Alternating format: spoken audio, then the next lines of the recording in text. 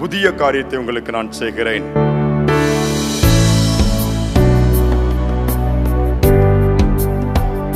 வழியே இல்லைன்னு சொல்லி திகைக்கிறீங்களா?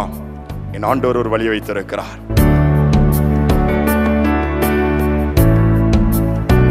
உங்கள் குடும்பத்துக்குள்ள ஒரு பெரிய சமாதானமும் சந்தோஷமும் இந்த மாதத்தில் கர்த்தர் கொடுத்து பழையவர்கள் எல்லாவற்றையும் மாற்றி புதிதாய் புதிய காரியமாய் புதிய மாதத்திலே புதிய ஆசீர்வாதத்தை கொடுக்க போகிறார். கிறிஸ்துவுக்குள் பிரியமானவர்களே, இந்த புதிய மாதத்திலே புதிய காரியத்தை ஆண்டவர் நமக்கு செய்ய விரும்புகிறார். அதன் அடிப்படையிலே ஒரு வாக்குத்தத்த வசனத்தை வாசித்து தியானிக்கலாமா? ஏசாயா தீர்க்கதரிசியின் புஸ்தகத்திலே 43ஆம் அதிகாரம் 19ஆம் வசனத்தை நான் வாசிக்கிறேன். இதோ நான் புதிய காரியத்தை செய்கிறேன், இப்பொழுதே அது தோன்றும், நீங்கள் அதை அறியீர்களா? நான் வனாந்தரத்திலே வழியையும் அவாந்தர வெளியிலே ஆறுகளையும் உண்டாக்குவேன். புதிய காரியத்தை செய்கிறேன் என்று சொல்லி கர்த்தர் சொல்லுகிறார்.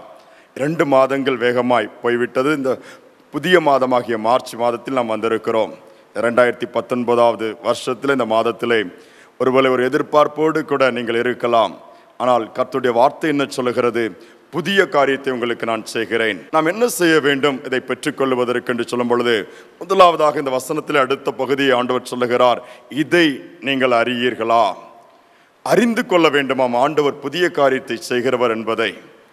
பழைய பிரச்சனைகளே நாம் நினைத்து கொண்டிருப்போம். ஆனால் அந்த இடத்தில் சொல்லப்பட்டிருக்கிறது, புதிய காரியத்தை நம்முடைய ஆண்டவர் செய்ய வல்லமையுள்ளவர். அநேக நேரத்தில் அதை தான் நாம் அறிந்து கொள்ளாமல் அறியாமையினாலே எல்லா பழைய வேதனையான அனுபவங்களை நினைத்து கவலைப்பட்டு கொண்டிருப்போம். 2ஆவதாக என்ன சொல்லப்பட்டிருக்கிறது? பூர்வமானவைகளை சிந்திக்க கூடாது என்று சொல்லி பழைய பாடுகள், ஒருவேளை காயங்கள், தோல்விகள், நஷ்டங்கள், விழுந்து போன காரியங்கள், பாவத்திற்குரிய மற்ற அந்த காரியங்கள் எல்லாவற்றையும் அதையே நினைத்து நினைத்து யாராவது திட்டியிருப்பார்கள், பேசியிருப்பார்கள், விரோதமாய் காரியத்தை செய்திருப்பார்கள், அல்லது நாம் பாதிக்கப்பட்டிருக்கலாம். அதையே நினைத்து காயப்பட்டு கொண்டிருப்போமானால் முன்னேறி செல்ல முடியாது. அதனால்தான் வேதம் தெளிவாக சொல்லுகிறது, பூர்வமானவைகளை சிந்திக்க கூடாது என்று சொல்லி. ஆனால் ஆண்டவர் சொல்லுகிறார், 3ஆவதாக நீங்கள் சிந்திக்க வேண்டும் என்று சொல்லி, எவைகளை? வண்ணாந்தரத்திலே வழியை உண்டாக்குகிற தேவன் நமக்கு உண்டு. நம்முடைய தேவன் வண்ணாந்தரத்திலே, வண்ணாந்தரம் என்று சொல்லும் பொழுது வழியே தெரியாது அப்படிப்பட்ட ஒரு சூழ்நிலை, ஒருவேளை பாலைவனத்தை எடுத்துக்கொள்ளலாம், அல்லது அவ்வளவு ஒன்றுக்கும் பிரயோஜனம் இல்லாத ஒருவேளை பயன்படுத்த முடியாத அதாவது ஒரு சமவெளியாக இருக்கலாம். அங்கு வழியை ஆண்டவரால் உண்டாக்க முடியுமாம். அடுத்து தொடர்ந்து அந்த வார்த்தை சொல்லுகிறது, அவாந்தர வெளியிலே ஆறுகளை உண்டாக்குவேன் என்று சொல்லி. ஒருவேளை பாலைவனத்திலே ஆறுகளை பார்க்க முடியுமா? ஒருவேளை ஆறுகள் ஓடும் என்று சொன்னால், நதிகள் அங்கிருந்து நீரோடைகள் இருக்கும் என்று சொன்னால், அது பாலைவனமாக இருக்க முடியாது, சோலைவனமாகத்தான் மாற முடியும். ஸோ இந்த 2 காரியங்களை இந்த மாதத்திலே நீங்கள் சிந்திக்க வேண்டும் என்று சொல்லி ஆண்டவர் விரும்புகிறார். ஒன்று, வண்ணாந்தரமான உங்கள் வாழ்க்கையில் இனி வழியே இல்லை, முடிஞ்சு போச்சுன்னு சொல்றீங்களா? அங்கேயும் என் ஆண்டவர் வழியை உண்டாக்குகிறார். 2ஆவதாக எல்லாம் பாலைவனமாய் பாலாய் ஒன்றுமில்லாமல் போயிட்டுன்னு சொல்லி எழுந்து இன்னைக்கு வெறுங்கையா இருக்கிறீங்களா? அந்த இடத்துல ஆறுகளை கர்த்தர் புரண்டோடி வர செய்வாராம், தண்ணீர் பாய்கிற ஒரு இடமாய் மாற்றி விடுவாராம். வேதம் என்ன சொல்லுகிறது? ஏசாயா 58:11 நீங்கள் நீர்ப்பாய்ச்சலான தோட்டத்தை போல இருப்பீர்கள் என்றுதான் வேதம் சொல்லுகிறது. என்னாகமத்தின் புஸ்தகத்தை நீங்கள் வாசித்து பார்க்கும் பொழுது யாக்கோபின் கூடாரத்தையும் இஸ்ரவேலின் வாசஸ்தலையும் குறித்து கர்த்தருடைய வார்த்தை உண்டாகிறது. அதிலே 24:5 சொல்லுகிறது, யாக்கோபே உன் கூடாரங்களும் இஸ்ரவேலே உன் வாசஸ்தலங்களும் எவ்வளவு அழகானவைகள். ஆண்டவர் அப்படித்தான் பார்க்கிறார். பாலாய் போய் ஒன்றுமில்லாமல் தன்னுடைய பிள்ளைகள் இருப்பதை விரும்புவதும் இல்லை, அதை பார்த்து கொண்டும் என் ஆண்டவர் இருக்க மாட்டார். மாறாக இந்த வார்த்தையும் கூட வேதம் என்ன சொல்லுகிறது? நான் தெரிந்து கொண்ட என் ஜனம். ஆண்டவர் யாருக்கு புதிய காரியத்தை செய்கிறாராம்? அவர் தெரிந்து கொண்ட, அவரை நேசிக்க அல்லது ஆண்டவரை இயேசுவை தெய்வமாய் தெரிந்து கொண்ட அந்த ஜனங்களுக்கு இந்த மாதத்திலே கர்த்தர் புதிய காரியத்தை செய்ய போகிறாராம். ஒருவேளை நீங்கள் அதை பெற்றுக்கொள்ள ஆயத்தமாக இருக்கிறீர்களா? வேதத்தில் ஒரு குறிப்பிட்ட பகுதியை சொல்லி நாம் ஜெபத்திற்குள் கடந்து போகலாம். அப்படி நீங்கள் எடுத்துக்கொள்வீர்கள் என்று சொன்னால் 1 ராஜாக்களின் புஸ்தகத்திலே 17ஆம் அதிகாரத்திலே உங்களுக்கு நேரம் கிடைக்கும் பொழுது 1ஆம் வசனத்திலிருந்து 16ஆம் வசனத்தில் வரை வாசிக்கும் பொழுது எலியா என்கிற ஒரு தீர்க்கதரிசியை குறித்து அழகாக சொல்லப்பட்டிருக்கிறது. ஆகாப் ராஜாவை பார்த்து 3 வருடங்கள் நீ மழை வராது தேசத்தில் என்று சொல்லி வார்த்தை, கர்த்தருடைய வார்த்தையை சொல்லுகிறான். அதற்கு பிறகு ஆண்டவர் சொல்லுகிறார், நீ போய் கேரித் என்கிற ஆற்றங்கரையிலே ஒளிந்து கொண்டிரு, உன்னை நான் போஷிக்கும்படியாய் கேரித் ஆற்றின் தண்ணீரையும் காகங்களையும் அனுப்புவேன் என்று சொல்லுகிறார். அல்லது ஒழுங்காக நடந்து கொண்டிருக்கிறது. சில நாட்கள் போனவுடன் சில காலங்கள் போயிருக்கலாம். ஒருவேளை என்ன நடக்கிறது? ஆற்றின் தண்ணீர் வற்றி போய்விட்டது, குடிப்பதற்கு தண்ணீர் இல்லை. ரெகுலராய் ஒழுங்காக காகத்தின் மூலமாய் ஆகாரம் வந்து அந்த ஆகாரமும் நின்று விட்டது. ஆச்சரிய விதமாய் ஆண்டவர் நடத்தினார். திடீரென்று நின்றவுடனே தீர்க்கதரிசி ஒருவேளை திகைத்திருக்கலாம். ஆனால் கர்த்தருடைய வார்த்தை அந்த தீர்க்கதரிசிக்கு உண்டாக என்ன சொல்லுகிறார்? நீ எழுந்து சாரிபாத் என் ஊருக்கு போ, அங்கு போகும்பொழுது ஒரு விதவையின் மூலமாய் உன்னை நான் போஷிப்பேன் என்று சொல்லுகிறார். கீழ்ப்படிந்து எலியா தீர்க்கதரிசி புறப்பட்டு போகிறார். அந்த ஊருக்கு முன்பாக போகும் பொழுது ஒரு விதவை விறகு பொறுக்கி கொண்டிருக்கிறாள். நேரே அவளை பார்த்து ஒரு கொஞ்சம் எனக்கு குடிக்க தண்ணீர் கொண்டு வா என்று சொல்லி கேட்கும் பொழுது அந்த விதவை புறப்பட்டு போகிறாள். தண்ணீர் கொண்டு வர புறப்படும் பொழுதே எலியா மீண்டும் சொல்லுகிறார், வரும்போது ஒரு சிறிய அடை பண்ணி எனக்கு கொண்டு வா என்று சொல்லும் பொழுது அந்த விதவை சொல்லுகிறாள், ஐயா, என்னிடத்திலே என் பானையிலே கொஞ்சம் மாவு இருக்குது, அதாவது ஒரு கை மாவு, கலசத்தில் கொஞ்சம் தான் எண்ணெய் இருக்கிறது, எனக்கு ஒரு குழந்தை உண்டு, நாங்கள் இருவரும் இந்த அந்த ஆகாரத்தை ஆயத்தப்படுத்தி விட்டு சாப்பிட்டு சாவதற்கு எங்கள் வாழ்க்கையை முடித்துக்கொள்ள நாங்கள் ஆயத்தப்பட்டு கொண்டிருக்கிறோம் என்று சொல்லுகிறார். அந்த விதவையின் நிலைமையை பாருங்கள், கொஞ்சம் யோசித்து பாருங்கள். சாவதற்காக ஒரு ஆயத்தம், தன்னுடைய வாழ்க்கையை முடித்துக் கொள்வதற்காக.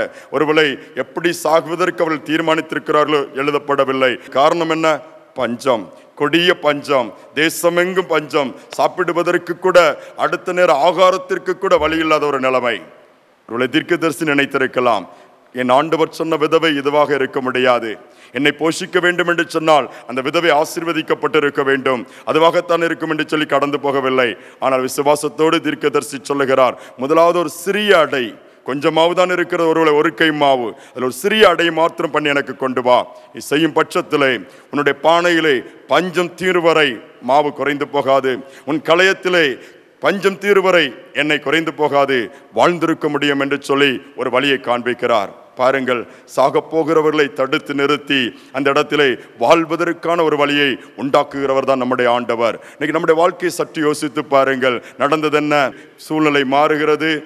எலியாவின் மூலமாய் உண்டான கர்த்தருடைய வார்த்தையின்படியே பஞ்சம் தீர்வரை, அங்கு மாவு குறைந்து போகவில்லை, எண்ணெய் குறைந்து போகவில்லை. வேதம் சொல்லுகிறது, எலியாவும் அவளுடைய வீட்டாரும் பஞ்சம் தீர்வரை அதன் மூலமாய் ஆகாரத்தை உண்ணுவதற்கு ஒரு வாய்ப்பு உண்டானது. அதோடு மட்டுமல்ல, எலியா விதவையின் மூலமாய் போஷிக்கப்படுவார் சொல்லப்பட்டதானால் இந்த தீர்க்கதரிசியின் மூலமாகத்தான் அந்த விதவை குடும்பத்திற்கு ஒரு புதிய காரியம் ஏற்பட்டது. கொஞ்சம் யோசித்து பாருங்கள். ஆண்டவருடைய பிள்ளைகளை ஒருபோதும் ஆண்டவர் மற்றொன்று போய் கையேந்த நிற்க விட மாட்டார். மாறாக வாங்கும்படியாக அல்ல, கொடுக்கும்படியாகத்தான் உதவி செய்வார். ஒருவேளை யாரிடம் போய் கையேந்துவது, இந்த மாதத்தில் இந்த பிரச்சனை எப்படி மேற்கொள்வது, இதை எப்படி சந்திப்பது, இவ்வளவு தேவைகள் இருக்கிறது, பணம் நஷ்டப்பட்டு விட்டேன் என்று தொழிலெல்லாம் முடங்கிவிட்டது, எல்லா வியாபாரங்களும் அப்படியே ஒன்றில்லாமல் போய்கொண்டிருக்கிறது, சரீரத்தில் ஒரு புதிய வியாதி வந்து விட்டது, வழியே இல்லைன்னு சொல்லி திகைக்கிறீங்களா? என் ஆண்டவர் ஒரு வழியை வைத்திருக்கிறார். இந்த மாதத்தில் அது புதிய விதத்திலே என் ஆண்டவர் உங்களுக்கு திறந்து கொடுக்க போகிறார். நீங்கள் அதிலே உட்பிரவேசியுங்கள். உள்ளே போகும் பொழுது ஒருவேளை வெளி தோற்றத்திற்கு அது ஒருவேளை ஒன்றுமில்லாமல் காணப்படலாம். அந்த விதவினுடைய வார்த்தை ஒன்றுமில்லை, சாக போகிறோம் என்று சொல்லி அந்த தீர்க்கதரிசியிடம் பேசினார்கள். நடந்தது என்ன தெரியுமா? அந்த தீர்க்கதரிசியின் மூலமாய் அவள் குடும்பம் மீட்கப்பட்டது. அதோடு மட்டுமல்ல, தீர்க்கதரிசியும் அந்த பஞ்ச நாட்களில் அங்கு தங்கியிருந்து ஆகாரத்தை பெற்றுக்கொள்ளக்கூடிய ஒரு வழியை என் ஆண்டவர் ஏற்படுத்தி கொடுத்தார். அதனால் தான் இவைகளை சிந்தித்துக் கொண்டிருங்கள். வண்ணாந்தரத்திலே வழியை உண்டாக்குகிற தேவன் எனக்கு உண்டு. அவாந்தரத்திலே ஆறுகளை அனுப்பி இந்த வண்ணாந்தரத்தை, என்னுடைய பாலைவனத்தை செழிப்பாக மாற்றுகிற தேவன் எனக்கு உண்டு. அந்த இயேசுவானவரை நோக்கி பாருங்கள். கல்வாரி சிலுவையிலே உங்களுக்காக எனக்கு அவர் அடிக்கப்பட்டிருக்கிறார். தன்னையே பலியாய் கொடுத்தவர் வாழ்க்கையிலே ஆசீர்வாதத்தை கொடுக்க மாட்டாராம்? அதை சிந்திப்போம். ஒரு காரியத்தை சொல்லி முடிக்க விரும்புகிறேன். ஒரு குறிப்பிட்ட ஒரு ஆர்டிக்கல் நான் படித்துக் கொண்டிருந்தேன். அதில் ஒரு பெற்றோருக்கு அருமையான ஒரு குழந்தை, கடன் பிரச்சனை ஒரு பக்கம், வியாபாரம் எல்லாம் தோற்று போய்விட்டது, வாழ்க்கையில் எல்லாம் நஷ்டம் என்ற உடனே 3 பேரும் உட்கார்ந்து சாவதற்கான வழியை ஏற்படுத்தினார்களாம். இனி இந்த உலகத்தில் வாழ முடியாது, இனி இந்த சூழ்நிலை என்னால் சந்திக்க முடியாது, சாவதுதான் மேன்மையான ஒன்று என்று சொல்லி சாவதற்கான வழியை உட்கார்ந்து பேச ஆரம்பித்தார்களாம். உடனே அவர்கள் பேசும்பொழுது சொன்னார்களாம், பக்கத்தில் இருக்கிற கிணற்றில் விழுந்து செத்து விடலாம். அடுத்து சொன்னார்களாம், இல்லை இல்லை, அதை விட ஒருவேளை கயிறை கட்டி தூக்கு போட்டு செத்துக் கொள்ளலாம், இல்லாவிட்டால் இன்னொன்று சொல்லலாம், விஷத்தை சாப்பிட்டு நாம் மரித்து விடலாம் 3 பேரும், இல்லை ஒருவேளை நெருப்பை கொளுத்தி தீயை கொளுத்தி மரித்து விடலாம், அது சரிப்படவில்லைனா பக்கத்திலே ஓடுகிற, ஊருக்கு வெளியே ஓடுகிற ரயில்வே தண்டவாளத்திலே தலையை வைத்து மரித்து விடலாம் என்று சொல்லி இவைகளை கணவனும் மனைவியும் பேசிக் கொண்டிருக்கும் பொழுது அந்த குழந்தையும் அருகிலிருந்து கேட்டுக்கொண்டிருக்கிறது. 3 பேரும் சாகலாம் என்கிற முடிவுக்கு வந்தார்கள். ஆனால் இத்தனை காரியத்தை பேசும்போது அந்த குட்டி குழந்தை கேட்டதாம், அம்மா, சாவதற்கு இத்தனை வழிகள் இருக்கிறதே, வாழ்வதற்கு ஒரு வழி கூட இல்லையா என்று சொல்லி கேட்டதாம். இந்த தகப்பனையும் தாய் இந்த வார்த்தை உடைத்தது. எஸ் எஸ், சாவதற்கு இத்தனை வழிகள் உலகத்தில் இருக்கும்போது வாழ்வதற்கு ஏன் வழி இருக்காது? சிந்தனையை மாற்றினார்கள். இந்த குட்டி குழந்தைய வார்த்தை அவருடைய சிந்தனைகளில் ஆழமாய் பதிந்தது. எழுந்தார்கள், தூசியை உதறிவிட்டு எழுந்தார்கள். ஆண்டவரை நோக்கி பார்க்கும்படியாய் எழும்பும் பொழுது என்ன நடக்கிறது? தடைகள் மாறுகிறது. செங்கடலில் கூட வழியை உண்டாக்கி நடந்து போக பண்ணுகிறவர் தான் நம்முடைய கர்த்தர். ஒருவேளை கப்பல் மூலமாக படகு மூலமாய் கரை அடையலாம். ஆனால் என் ஆண்டவர் தண்ணீரையே 2ஆக பிரித்து கால்நடையாய் கடந்து போக பண்ணுகிறவர் தான். அந்த தேவனை இந்த மாதத்திலே நோக்கி பார்க்க போகிறோம். இதோ புதிய காரியத்தை நான் செய்கிறேன். அதனால் முந்தினவைகளை பூர்வமானவைகளை நினைத்துக் கொண்டு புலம்பிக் கொண்டு இருக்கிறார்கள். பழையவைகள் எல்லாம் ஒழிந்து போகட்டும். பழைய தோல்விகள் அப்படியே மறந்து விடுங்கள். அதனால் ஒருவரை கற்றுக்கொண்ட பாடத்தை நினைவில் வைத்துக் கொள்ளுங்கள். மாறாக என் ஆண்டவர் செய்ய போகிறதை சிந்தித்து நீங்கள் செயல்படுவீர்கள் என்று சொன்னால் உங்கள் வண்ணாந்தரமான வாழ்க்கையிலே ஒரு வழி உண்டாகும். அடைப்பட்ட கதவுகளை ஆண்டவர் திறந்து கொடுப்பார். எல்லா சூழ்நிலைகளை மாற்றுவார். எந்த தொழில் நஷ்டமாய் போனதோ அதே காரியத்திலே ஆண்டவர் மீண்டுமாய் லாபமாய் ஓடும்படியாய் நிற்கும்படியாய் செய்வார். உங்கள் பலவீனங்கள் மாறப்போகிறது. சரீரம் சுகத்தை பெற்றுக்கொள்ள போகிறது. உங்கள் குடும்பத்துக்குள்ள ஒரு பெரிய சமாதானமும் சந்தோஷமும் இந்த மாதத்தில் கர்த்தர் கொடுத்து பழையவை எல்லாவற்றையும் மாற்றி புதிதாய் புதிய காரியமாய் புதிய மாதத்திலே புதிய ஆசீர்வாதத்தை கொடுக்க போகிறார். இந்த ஆண்டவரை நோக்கி பார்ப்போமா? எங்கள் அன்பின் தகப்பனே, இந்த செய்தியை கேட்டுக்கொண்டிருக்கிற பார்த்து கொண்டிருக்கிற ஒவ்வொரு பிள்ளைகளுக்கு அந்த நேரத்தில் நான் ஜெபிக்கிறேன். அப்பா, இஸ்ரவேலின் அப்பா கூடாரங்களையும் வாசஸ்தலங்களையும் அழகாய் ஆசீர்வதிக்கிற தேவன் நீர் அல்லவா? ஒருவேளை கடந்த மாதங்களிலே, கடந்த நாட்களிலே, கடந்த ஆண்டுகளிலே தோல்விகளையும் வேதனைகளையும் பலவீனங்களையும் சந்தித்த பிள்ளைகள் இருப்பார்கள் என்று சொன்னால், வழியே இல்லை என்று சொல்லி, ஒருவேளை வாழ்க்கை அவ்வளவுதான், நான் ஏன் வாழணும் என்று சொல்லி சாவை நோக்கி வாஞ்சித்துக் கொண்டு ஓடிக்கொண்டிருக்கிற பிள்ளைகள் இருப்பார்கள் என்று சொன்னால், இந்த செய்தி அவருடைய வாழ்க்கையிலே மாற்றத்தை கொண்டு வருவதாக ஒரு மறுரூபத்தை ஏற்படுத்தட்டும். அப்பா, உம்முடைய வல்லமையின் கிரியைகள் குடும்பத்திலே இப்பொழுதே நடைபெறுவதாக. எல்லா சூழ்நிலையில் மாறட்டும். தேர்வு எழுதும்படியாய் தேர்வு ஆரம்பித்திருக்கு எழுதி கொண்டிருக்கிற பிள்ளைகளுக்காக நான் ஜெபிக்கிறேன். எழுத போகிற பிள்ளைகளுக்காக ஜெபிக்கிறேன்.